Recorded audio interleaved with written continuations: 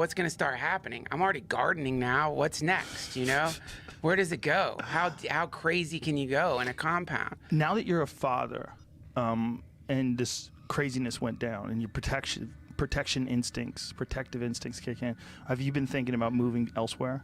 Yeah, I mean, yeah, I was thinking about that. Like Asheville? Before, yep, we've thought Asheville. Asheville's nice. We've thought Georgia. We've thought, you know, it's a constant consideration, especially when you have a kid. And aside from like apocalyptic prepper bullshit, there's just a general feeling of like, you know, I think if I were a little boy, I would want to be in a place where there's creeks and places I can run, and like woods and forests and like stuff like that. Yeah. So there's that consideration too. God, I hope my wife isn't listening to this, because she's always like, maybe we should move somewhere in the country. And I'm like, we got to stay in LA. We got to stay here. Now, especially, it's like, well, do we? And like, well, Duncan, you now have a successful Netflix show. Number 2 in the country on IMDb. On Rotten Tomatoes. Whatever it is. Yeah. Well, Same thing. And I don't know what that means necessarily, but yeah, it's true. I can't believe it. Yeah. Is IMDb even TV shows? It's Internet Movie Database? Is it? I'm not sure what it is. It's like Yeah, IMDb is odd, but yeah, the You have show's a successful show. I guess right That's now it what's seems important. like people like it. It is so weird, dude. Your show is so weird. Yeah, man. Yeah. It's so Duncan. It's the most Duncan thing you've ever done. Yes, it is. It really is great. I got lucky that they let me do that too. You know, that's because Netflix. You know, Tell people the name of it real quick. It's called The Midnight Gospel, and you know, I've watched some of your episodes where you're talking about the way things are changing because of podcasts or streaming or whatever, and I think like the fact that the show exists is a testament to that change, because you know, a subscription-based service versus like any other old TV, they've got a lot more creative freedom, and they could take bigger risks than, you know, coming into a... Look at that. It's so crazy. The guy on the keyboard with the fucking witch hat. Oh my God, that's so crazy. That's so Duncan. Yeah, and it's like Pendleton Ward, who made Adventure Time. He listens to my podcast, and he just, I don't know, we had a really great collaboration, and that's a lot of Pendleton, and it's a lot of like 150 other people at Titmouse Studios, like Jesse Moynihan, like just these brilliant people like Mike Mayfield, who just, one of the, also by the way, as non sequitur, is when we were making it at Titmouse, one of the really weird things was walking by an animator and they're watching your podcast while they animate The Midnight Gospel. Whoa. You know, it's one of those weird, it's not like a deja vu, but it's like, that's my friends. That's, you know, that's just, is so many odd moments like that. But yeah, that's whenever you see any animated thing, you're looking at a squadron of brilliant, eccentric artists. Or Asian slaves. Yeah, a lot of people don't know that they send it overseas, and they didn't send ours. They let us do it in-house. That's so nice to know you're not supporting Asian slavery. Is it really slaves? I don't know if it's slaves, but I mean, if you're working for 5 cents an hour and you live there, you know, there's people that live in bunks. If you've seen those setups where they have for some of the cell phone factories, where they have bunk beds and shit. These people just live in these dorms. Yeah. You know, the Foxconn thing with the nets all around the building to keep people from jumping off. Like, I mean, they're not slaves. Is Foxconn Chinese? Yes. It's actually a very good company. The best company ever? I'm just saying that. Like, some people think I'm a Chinese shell or something. Like, I'm just not depressing. How long before someone gets one of those animation things tattooed all over their body? It's going to happen for sure. Someone's going to do their whole back with that DJ. I know, man. Go to that picture again. That actually would look pretty dope. If you do get that done, shout me out on the Instagram. Ooh, and I'll find it. Thank you. Yeah, somebody tweeted at me that my biggest decision of 2020 is going to be when do I get a tattoo of Clancy on my body, which is pretty awesome. That's Clancy, the one with the hat? That's Clancy, yeah. Ooh, that looks like a Clancy. That's a Clancy for sure, yeah. That's hilarious, dude. That someone is getting that for sure. Yeah, I mean, it's the art. These are the folks who worked on this, man. We're talking like, these are like, that's the fan art already. Some of the fan art is just amazing. This is fan art already? That's fan art. Yeah, that's fan art. Holy shit. People have been drawing Clancy in all these different ways. It's so cool, man. Go to that one above it to the left, Jamie. Yeah. That's from the show. That looks like it could be a back tattoo. Yeah, that would be awesome. Just a giant back tattoo of Clancy. I mean, when like doing animation, and I'll never be able to look, even if an animated series, if I don't like it, or if the plot's weird to me or whatever, I'll never be able to be like, whatever, man. When you realize how much and how many people go into have to do just one frame, how much time goes into just milliseconds, and how many people are sitting in these rooms that are lit specifically so you see all the colors, having like real deep conversations and debates over what color they should make a pizza cutter in the show. What should the shade of gray be for this one specific area? So much thought goes into that, and that's part of making one of these things. It's called the dailies, where you'll sit and you'll watch tiny little bits of the show, and you have to, every single frame you have to look for continuity problems, and you got to catch all these little things that I'm not an animator, obviously, so I'd be sitting there, and Pendleton or Mike Mayfield would be like, can you go back 2 frames? It looks to me like there's these have an animator language, they're like, looks to me like there's some kind of warble on the 28th pixel there. And you're like, what the fuck? Whoa. And they have the eye to catch the tiniest thing that's off, and you have to, because otherwise, once it's up there, it's up there. Jesus. I know. It's literal magic. It's like Titmouse Studios who did that is I would go in there so stoned, and I would just start getting that feeling of this is a temple. I don't think this is even you could call this a studio as much as it's a temple. I mean, why wouldn't you call it a temple? And then you see all these people, focusing their life energy on essentially bringing a thing to life. Clancy is alive now. That's a living being in this universe who lives, in that medium of animation. That's a good way to put it, right? Yeah. It almost seems like that, right? That's why people get so upset if you change a character's behavior. What are you doing? Yeah. You had this thing, you gave birth to this thing. Yeah, that's right. And that is also why you need a huge team of people who love the characters, because it's easy. There would be times I would suggest a thing that would make Clancy seem too mean, because he's not mean. You don't the moment a character seems like that, it loses all likability. People are like, what a fuck, Clancy's alive to you. You're like, he's not mean. Clancy's not mean. He is alive. You're it's like you're talking about your brother or something. He's like my little brother. I think of him as my little brother. Yeah. He represents you in a weird way. There's something about what they captured. Go to that image again. Just give me. Don't give me the one with his head in a vagina. It's actually give Universe me the one Simulator. with him. There's something about one of the first couple of images that you pulled up. My sentinels entered this Grenier prison searching for a curious anomaly. Yeah, man. And I don't mean they look like you. I mean Duncan's thoughts. That's a Duncan thought. You know what I mean? He looks like a fake guy that you would create. It kind of perfectly fits. That is another of the magical aspects of animation. Yeah. Which is, I don't know how they do that. The spoiler, if you haven't seen it, put your fingers in your ears. Spoiler, I'm sorry if this is a spoiler.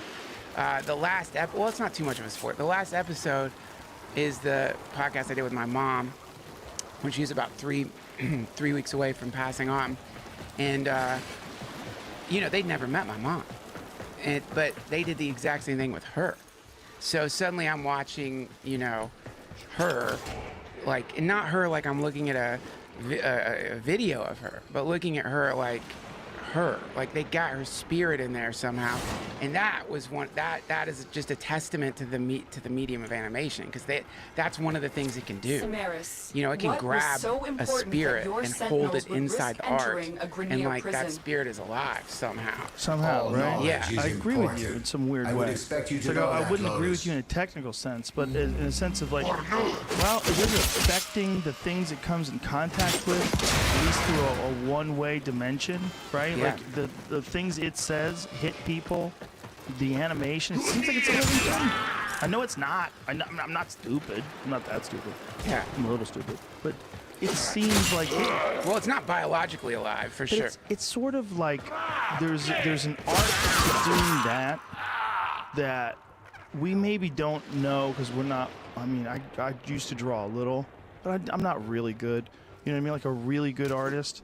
There's something that they can do where they just can kind of capture you in like a little symbol, like a little thing, a little character.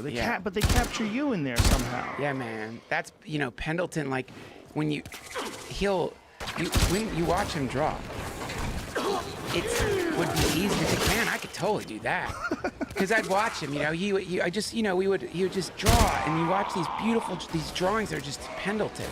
His art, you know, and like, then I would see that and be like, maybe I'll try to draw a little Pendleton War, and then it's like, what the fuck, hand? I can't do it, because it's so simple. Like on one level, it looks so. What's so powerful about it is how simple it is. It's very similar to stand-up, the way Pendleton is working on the show. It's one of the cool things about him is like his ability to cut the fat and get right to the like simple point. That's where the power is. When you're drawing something, telling a story or whatever, the more complexity that gets added to it. Not to say the show, it doesn't have like chaos and wild psychedelic stuff, but any decision we made ended up like any decision you make creatively in anything, it's like, what am I trying to say?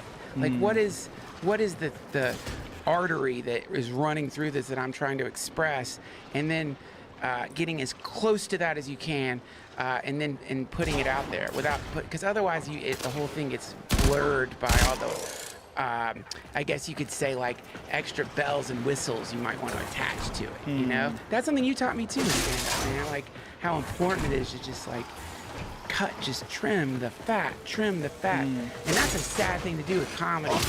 When you think you got a nice 8-minute bit, it's like a 2-minute maybe, but you know, instead you got it stretched out too wide. Yeah. But the 2 minutes would be great though. That's the thing. You just have to understand that you're growing attached to, you know, the writer's expression, kill your babies. Yeah. It's very difficult to kill your babies. When you create something that's you can get attached to it. There's a lot of bits that I left on the table, left on the cutting room floor. I was like, this has to be chopped up. It just is too wordy. I'm too verbose. It's too this. It's too that. It's too long. Like, why do I think so much about this? Why I'm not showing a real reason why I'm so connected to this. So I just chop. It's hard. Yeah. But it almost always works better. Always. Almost always. If it doesn't, it's not whatever your idea was. Probably wasn't that good. Like sometimes you need a setup though. Sometimes the setup isn't funny. Like there's guys, not my style, but there's guys that Big Deal is great. Tells stories. You know, like you're entrapped in the narrative of the story. You're capturing this. It's a very different thing. It's equally entertaining. It's equally funny like when it gets to the punchline. But there's a difference between that and say like Burr, right? Burr's hitting you with fucking punchline and this fucking guy with a thing and the ba-ba-da-ba-ba-da-ba. And he's another guy that like your friend's drawing. Like you would hear Burr talk and you go, well, I can talk too. It seems like he's just talking. You don't realize this is like a masterpiece of syllables and pauses and the right amount of outrage and segueing it in and hitting you with this at the end and all these things that have put it together that make a great Bill Burr bit. It's like, if you don't know, it's hard to draw what he's drawing. Yeah, it's hard. It seems like it's simple lines, but go to that picture again. Like everything is beautiful. Like look at the perspective.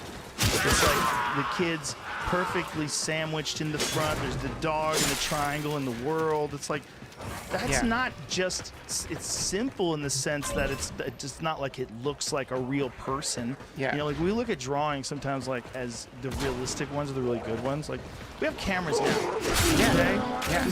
This, to me, sometimes is more interesting. It's like you're drawing some shit that's definitely not real. Yeah, well, that, you know what? That's not that. So when we were coming up with that we had to come up with a character. Yeah. And so what's really fascinating about it is this character goes through a multiverse simulator and chooses a new avatar for every place that he goes. So it's like so you have to take that character and put it in a completely different drawing that is that character and still maintain the body language that you're maintaining in that character to produce continuity. That's one of the challenges of the show is like, and also the conversations you end up having just to come up with like his hat or what's he gonna wear? Like, for example, here's how cool Penn is. And how much he loves people who love Adventure Time is one of the things he was saying is, people are probably going to want to cosplay Clancy at Comic-Con and stuff, and he doesn't have anything to carry anything. He doesn't have pockets.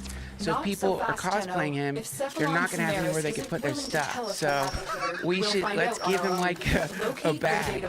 And so Clancy ended up with this cool bag that he carries around. Oh my God! Yeah. For the cosplay. Yeah, man, for the people. Respect to the streets. Yeah, exactly.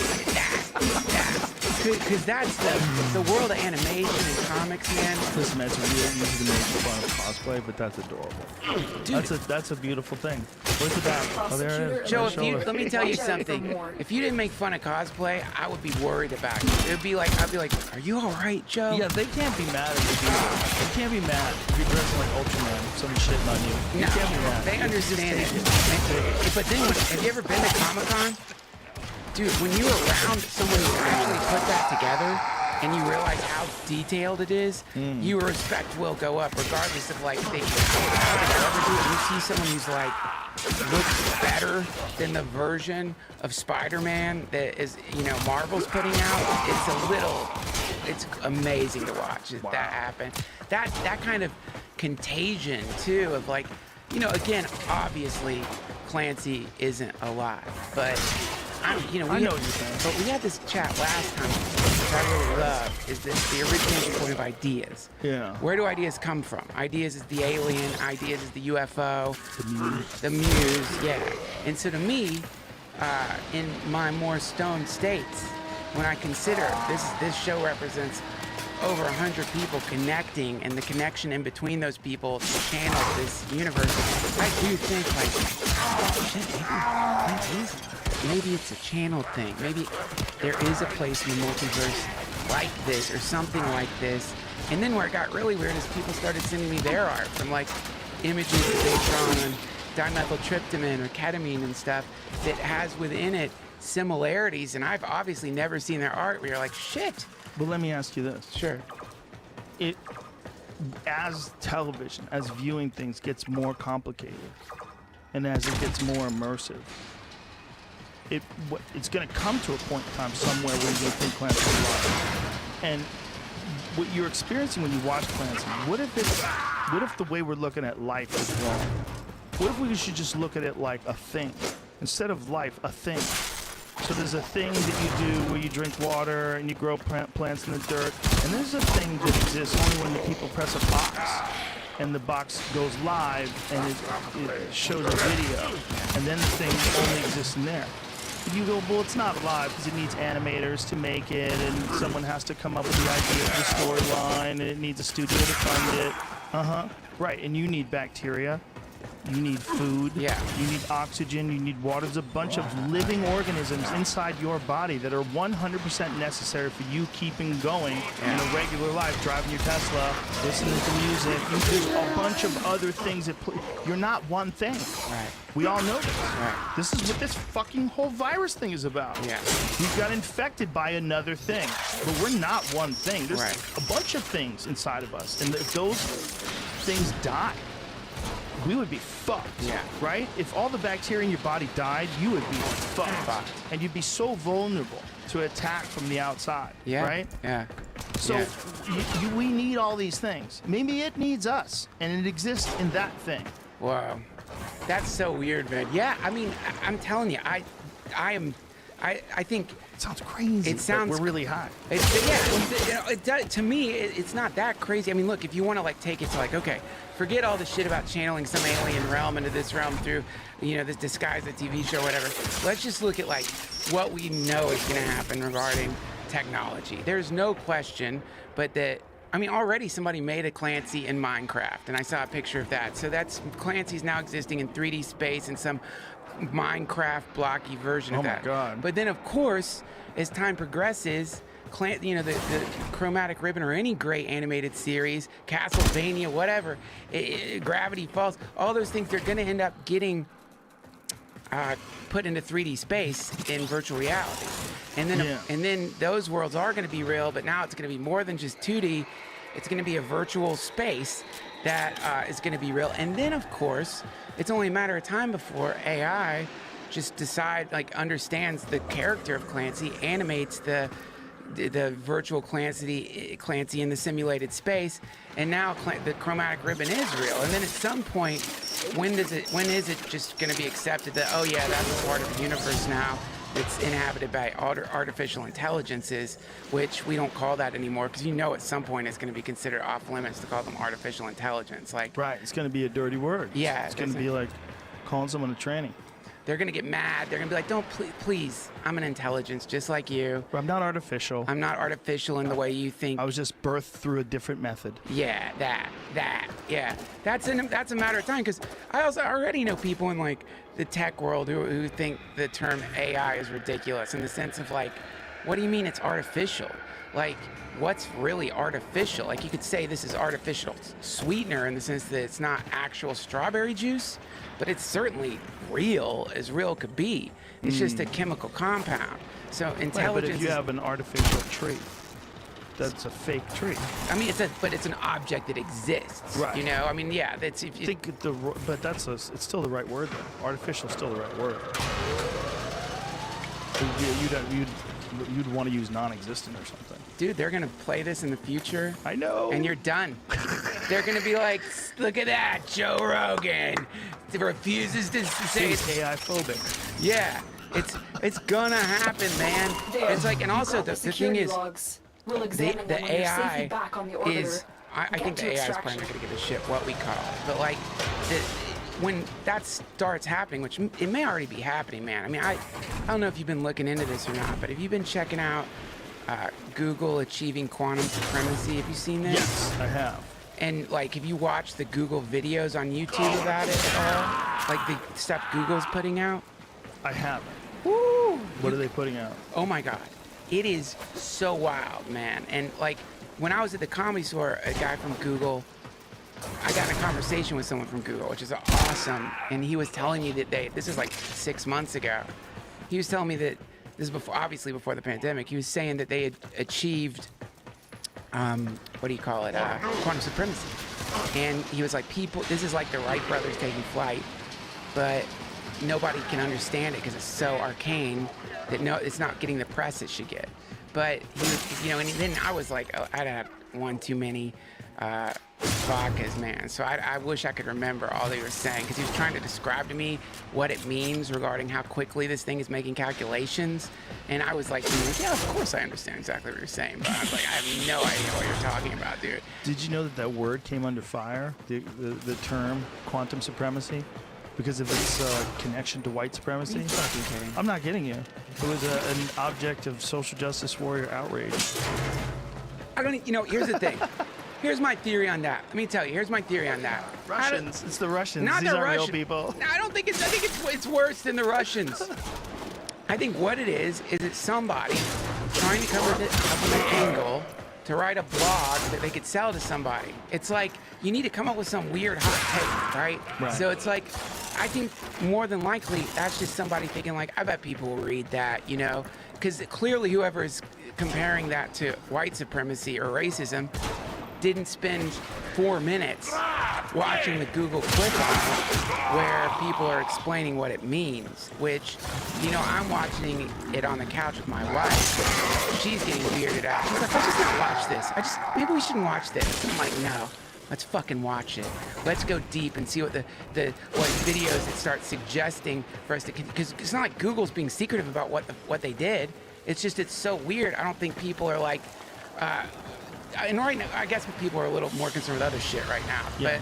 But one of the engineers over at Google just was saying, like, I think one of the things I'm excited about when it comes to quantum supremacy is that this could be one of the technologies that allows us to discover an alien intelligence. Just, kind of casually mentions that. I mean, it's on the YouTube video.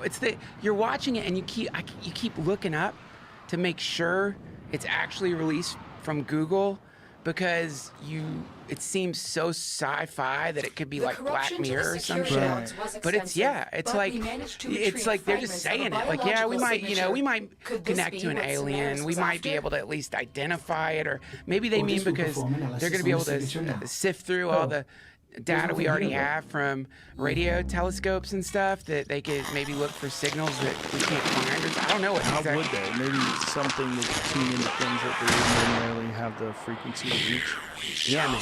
I don't Or know. be able to attune to that frequency, rather. Like, what can they do now in terms of? I was watching Contact the other night, which is great. I forgot how good it was. It's great. Jodie Foster act her fucking ass off, man. She plays nervous and freaked out better than like anybody alive. Like, you're freaked out for her in that movie. Yeah.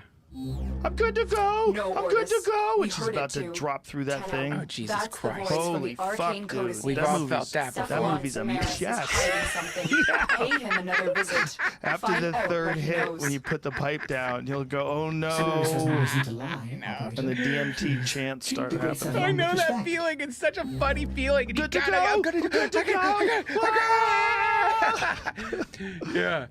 That feeling is the best, worst feeling that I know of. Maybe that's the aliens. I've thought of that many times when tripping in the middle of having some sort of like really vivid interaction with some intelligence or with some perceived intelligence. Yeah. I've always thought, what if those are the aliens? What if we're just stuck in this idea that travel is you got to move this to there, Yeah. you got to move this to there. Yeah. What if you just go into another thing and everything's together? There is no travel. That's true, yeah. Yeah, I mean, maybe this concept of planets and then stars and the way we have it set up here in this dimension, in this universe, we just think that's how everything is. Everything is, well, there's a star and there's planets around it. What if you can go into a place chemically that takes you to a nearby dimension where there's no matter, where there's no form to things, and everything that exists is just thoughts and light and perception and emotions and anger and fear and love and hate, and it's all moving in geometry and everything's lit up and everything's impossibly bright and vivid. Yeah. Maybe that's just another place you go to. Well, they used to call it the spirit world. Yeah. I mean, that was the name for it. It was just accepted. There was like a place called the spirit world. Some people call it the Bardo. There's all kinds of names for that place. But, you know, What if that's real? It is. I mean, it is obviously real in the sense that You can go there. you not only can you go there, but there's a, you know, visionary artists. When you look at the art that has been inspired by various entheogens, it all has a specific flavor to it. And Alex Gray's the best example, right? yeah, For Alex sure. and Allison, man, they like their art. You look at that, and the reason that one of the reasons it resonates for people like us is because we admire the fact that somehow they managed to go over there and come back and draw what's over there in a way that we saw that, but we, you know, when I came out of it, it's like, well, you know, it's undulating colors and there's some kind of disembodied intention that seems to be expressing itself through a variety of geometries, but it's not just geometries, because the geometries seem to react to the way that I feel regarding the geometries, so it's also kind of taking on the form of my energy output, as though it's trying to be a combo mirror, but not just a mirror, an educational mirror that's sort of showing me how I'm affecting the world around me. But then again, I'm just not sure if I was just super high. But they just, you know, but they like go in there, and Alex Gray said this to me once, that, you know, they're cartographers. It's just, cartographers. And Psychedelic cartographer would be a great name for a band. yeah, man, for sure. Cartography is fascinating because you go back and look at the old maps, or you go back and look at, like, my favorite thing is like old pictures of a giraffe, or like old pictures of some shit somebody saw when they were. Oh yeah, like bison on the walls of a cave. Yes, exactly. And it's like, kind of looks like a bison, but like also it's somehow in that time period our brains hadn't evolved to the point they have now. So you look at like a medieval drawing of a giraffe or whatever, when something someone saw in the Crusades and came back and tried to like explain to somebody, and like it looks exactly like the way your description of getting completely blasted on psilocybin probably looks compared to what you saw. It's a downgraded, weird version of it. And so you know, Your dedication people to like the Alex and sanctuary. Allison or Terrence McKenna, you know, they're so good at going into that place and maintaining some kind of like long-term memory that they can come back and fully articulate it in a way that we as people who've been there know Searching what it for is, and then answers, there's something Tenno. comforting in that, because that Knowledge does must be point to the earned. idea that I have a this task is a for you. place. Small We're not just compared to the mashing vast down the needs of watch, or we're not sanctuary. just distorting Hunt for me, and in our return, I will tell you biotechnology. what that This is a biological shared signature place. means. We're all seeing the same thing. Now that that could be a synaptic place that just, or a genetic place that happens to be in humans or something. You know, we'll never be able to answer that probably in our lifetimes. But This is how I to can me, help it's you. regardless, it's Help still a this place. And to sanctuary. get back to what you were saying about our current concept of travel, you know, or our current idea that, well, I need to get my meat Knowledge body must be over earned, there, because if I don't, that means I'm there. And you know, that's how I know I've been there, because I was there in my body. And then so yeah, you know, this is like the guy who founded the Hare Krishnas, His Divine Grace A.C. Bhakti Vedanta Swami Prabhupada. He would in his writings, he would was derisive of the idea that people were sending a metal ship to the moon with bodies inside of it. He would say like that shows where human consciousness is right now, because they think they're their bodies, and they think they need to put their body in like this box and send it to the moon, because they haven't figured out yet that you don't need metal to send yourself to anywhere in the universe that you want to go. It just requires yoga and discipline, you know, which is hilarious. And also, I remember reading that and thinking like, but I still want there to be interstellar fucking travel, man. You know, like I still want to get in the box and travel to the moon. That being said, you know, I think that you're onto something when you are contemplating right now that maybe our idea of going to one place or another with our meat bodies could be looked at in the future as a little archaic. Well, when they talk about there being different dimensions, right? Like when they use quantum physics to determine the number of dimensions, they've determined there's multiple dimensions that we don't have access to, right? Yeah. Like, is that how it works, or am I reading it in a dumb way? Because I believe there was. What do they think there are? Do they think there's 9 or 11 dimensions? Do you? So usually when I look this up, it's 11, but up to 26, maybe some people even think so. Up to 26. First of all, when those dudes are writing that shit down on the yellow legal pads, we all have to take them. We have to take their word for it. Yeah, sure. You know, yeah, okay. How many people know what the fuck they're writing down on those goddamn yellow legal pads? When you see those physics dudes and they're doing those yeah. crazy, like. Yeah, we have to take their word for it. So apparently mathematically, right? That's why they believe there's at least 11 dimensions. So what does that mean? So it means we have access to some dimensions and we don't have access to others? Yeah. Theoretically that they exist? Is it possible to transverse the distance between this dimension and that dimension? Man, this is the thing. As I'm glad you're asking me this, because you know, I got my doctorate at the University of Bro Science, and I can't fully answer this question. You see, I don't understand it. Does it have to do with 5G? Don't mention that shit, dude. It's my fucking poodle. My poodle's fucked because of 5G, man. Like, it fucked up my poodle. Like, its eyes turned just both of them white, and it's like, yeah, it froths all the time. It just froths, and Are you it's near a tower? What? Am I near a tower? Yeah. I didn't think I was till that happened to the poodle, but like I'm just an idiot. It's got rabies. You blame it on 5G. Your dog's trying to bite everything. No, but I'll tell you this. My fucking poodle took out a mouse today. Ooh. Like the other day I have a little cute little poodle. And like, this is just a cute creature, sits in my lap. I love this dog. And we at our new place, I noticed like mouse turds around the dog food, and it sucks because you're like, damn, that mouse is definitely gonna get through the doggy door, and then we're gonna have mice in the fucking house, and that's gonna be a nightmare. So anyway, I was like under a tree with my kid, and I looked down, and there's a broken body of a mouse that one of the dogs took out. It's, you know, like just been smashed to death. And like, I know it's brutal. I don't think my son saw it, thank God. I don't think he's ready to deal with that reality that like Gatsby on, speaking of dimensions, on the dimension subjectively that mouse lives in, Gatsby is a dragon. That's a monster that lives in the field it runs in when it's trying to get food for its kids. And it's not even hungry. It's full. It's a full monster. Oh, I saw it kill the mouse today. You know, and my wife is like, you got to get the mouse away from it. Don't let him torture it like that. You got to take it out of its misery. And I'm like, all right. I'll like get it, and then we'll execute the mouse. You know. So I start walking over to the poodle. That's not my Gatsby anymore.